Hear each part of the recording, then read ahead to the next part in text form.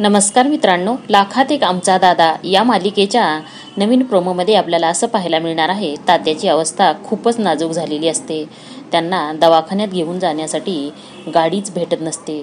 म्हणून तुळजा तिच्या आईला फोन करते सूर्याच्या फोनवरनं. तर बेल वाजत असते. शालन डॅडी समोर असल्यामुळे फोनच उचलत नाही. तर डॅडी म्हणतात, कोण आहे? तर शालन म्हणते, सूर्या. तर डॅडी फोन उचलायला सांगतात. तिकडून तुळजा म्हणते, हॅलो आई, तात्या मामाची तब्येत खूप खराब झाली आहे. तर शालन रडत म्हणते, मग त्याला लवकरात लवकर दवाखान्यात घेऊन जा की. तर तुळजा म्हणते, आमच्याकडून गाडीच अवेलेबल होत नाही. शत्रू आहे का? त्याला प्लीज प्लीज सांग ना गाडी घेऊन यायला.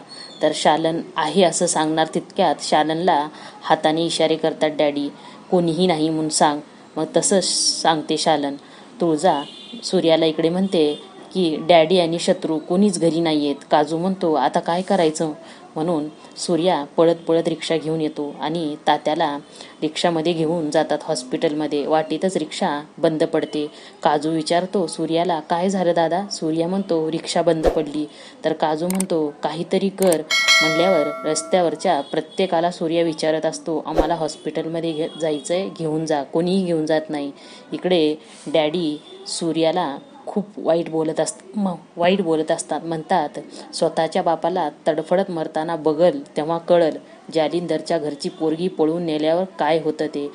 शालन हे बोलणं ऐकून खूप रडत असते. तर काजू इकडे म्हणतो सूर्याला, दवाखाना अजून 3-4 किलोमीटर लांब आहे.